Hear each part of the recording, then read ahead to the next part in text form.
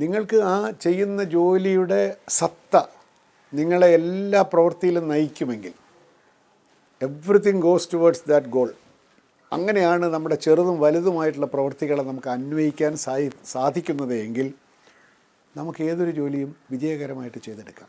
അതല്ല ഇതിനിടയ്ക്ക് മറ്റു പല സബ് അജണ്ടകൾ വരികയും അങ്ങോട്ടും ഇങ്ങോട്ടുമൊക്കെ വഴിമാറിപ്പോവുകയൊക്കെ ചെയ്താൽ ഈ മെയിൻ അജണ്ട ഒരിക്കലും പ്രാവർത്തികമാകില്ല.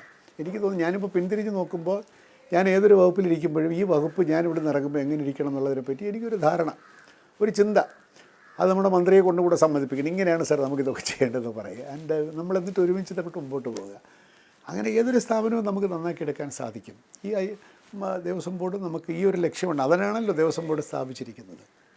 ആ ക്ലാരിറ്റി ഓഫ് പർപ്പസ് ഉണ്ടായാൽ ബാക്കിയൊക്കെ ഭഗവാൻ തന്നെ നമ്മളെ സഹായിക്കുമെന്നാണ് എനിക്ക് തോന്നുന്നത്. ആ ക്ലാരിറ്റിയും പ്യൂരിറ്റിയും ഉണ്ടാവണം. Clarity of purpose and purity of purpose ഉണ്ടാവണം.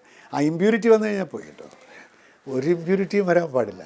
എന്താണ് ഇമ്പ്യൂരിറ്റി? സെൽഫിഷ്നെസ്, അറഗൻസ്, വേണ്ടാത്ത ഈ കാമ, ക്രോധ, മോഹ, ലോഭ, മത മാത്സര്യങ്ങൾ എന്ന് പറയുന്ന ഇമ്പ്യൂരിറ്റിയൊക്കെ വന്നിട്ടുണ്ടെങ്കിൽ ഭഗവാൻ വിട്ടിട്ട് പോകും. മറ്റേ നമ്മളെ കൈ പിടിച്ചോളും. അങ്ങനെ വരുമ്പോൾ നമ്മുടെ എല്ലാ ഡിസിഷനും it will sparkle with beauty.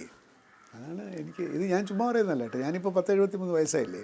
ഇപ്പം ഈ പ്രായത്തിൽ എനിക്കിത് പറയാം. ഞാനൊരു 50 വയസ്സിലോ 45 വയസ്സിലോ ഞാനിങ്ങനെ ചിലപ്പോൾ പറഞ്ഞെന്ന് വരില്ല. ഇപ്പം ഞാൻ വിചാരിക്കുന്നത് നമ്മുടെ ഓരോ കാര്യത്തിലും there is A divine will being orchestrated.